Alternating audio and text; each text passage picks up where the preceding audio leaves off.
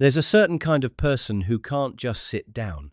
Not really. They'll finally get an evening off, sink into the couch, open a show, and within 10 minutes, their leg is bouncing, their phone is in their hand, and a quiet voice in the back of their head has already started listing everything they should be doing instead. Laundry, emails, that thing they've been putting off for 3 weeks. The voice doesn't yell. It doesn't have to. It just sits there, patient and constant, until the guilt wins and they get back up. If resting makes you feel like you're getting away with something, like doing nothing is a debt you're quietly racking up, this video is for you. Welcome back to Mindwell. I'm Wells. Today, we're going to decode why so many of us can't just be still. Here's the first thing worth clearing up. This isn't about being lazy. People who feel guilty doing nothing are often the least lazy people you'll ever meet. That's exactly the problem. The guilt doesn't show up because they don't want to work. It shows up the moment they stop. Psychologists have a name for the belief sitting underneath this: productivity as self-worth. Somewhere along the way, doing became tangled up with being. Not, I did something good today, but I am only good if I did something today. Rest doesn't get evaluated on its own terms, it gets measured against output. And measured that way, it always loses.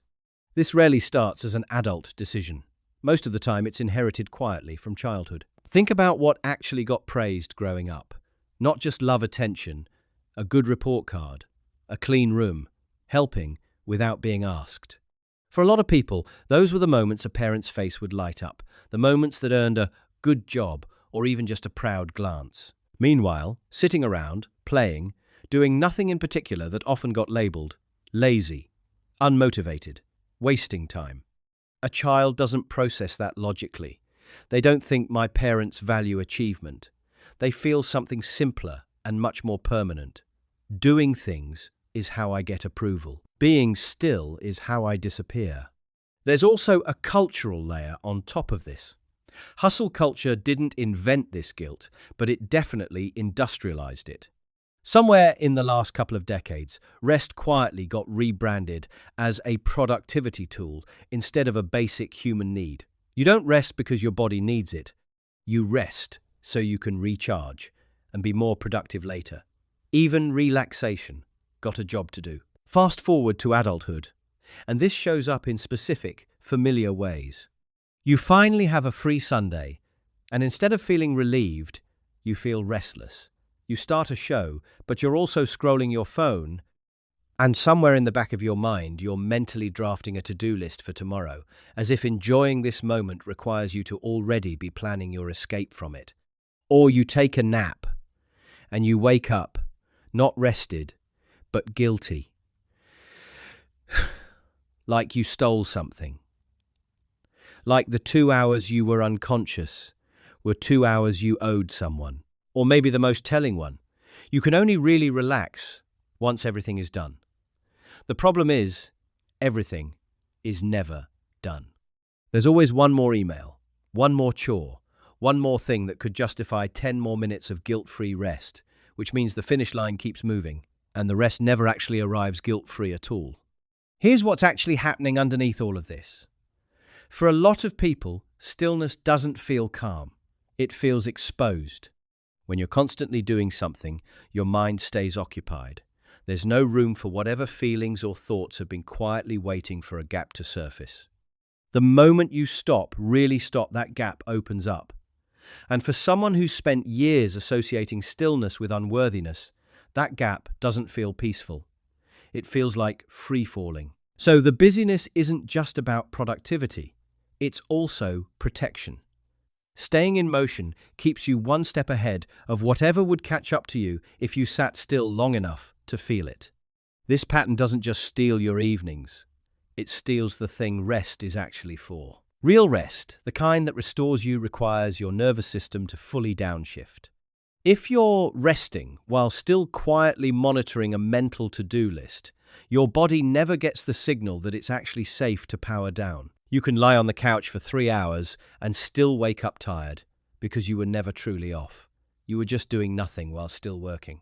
Over time, this catches up with you. Chronic guilt around rest is linked to higher stress hormone levels, worse sleep quality, and ironically, lower actual productivity, because a mind that never fully rests gets less efficient, not more. You can't just tell yourself, it's fine to rest, and have your nervous system believe it. But there are real ways to retrain this. First, schedule rest like it's an appointment. This sounds strange, but it works because it borrows the same mental permission structure that work already has. You don't feel guilty attending a meeting that's on your calendar, so put rest on the calendar too. Free time, 7 to 9 p.m. isn't laziness. It's a commitment, the same as anything else. Second, separate rest from earning it. Catch the thought, I'll relax once I finish X, and challenge it directly. Ask yourself, would I actually let myself rest if X were done? For most people with this pattern, the honest answer is no, there'd just be a new X. Once you see that the goalpost always moves, it's easier to stop waiting for permission that was never going to come. Third, practice tiny, deliberate stillness. Not a whole day off that's often too big a jump. Start with 5 minutes of doing genuinely nothing. No phone, no show, just sitting. It will feel uncomfortable at first. That discomfort is the old wiring firing, not a sign you're doing it wrong.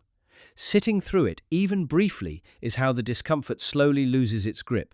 Fourth, reframe what rest actually produces. Rest isn't the opposite of productivity, it's part of it. You are not less valuable in the moments you're not producing something. Your worth was never actually supposed to be measured in output. That was just a belief you picked up somewhere along the way, not a fact about who you are. If this sounds familiar, I want to say this clearly. Needing to constantly earn your rest isn't a personality trait. It's a learned rule, and learned rules can be unlearned. You don't owe anyone productivity in exchange for existing. You were allowed to rest before you did anything today, and you're still allowed to now. If this hit close to home, tell me in the comments, is it the guilty naps, the restless Sundays, or the moving finish line that gets you the most? I'm Wells. Thank you for spending this time with Mindwell. Take care of that mind of yours. I'll see you next time.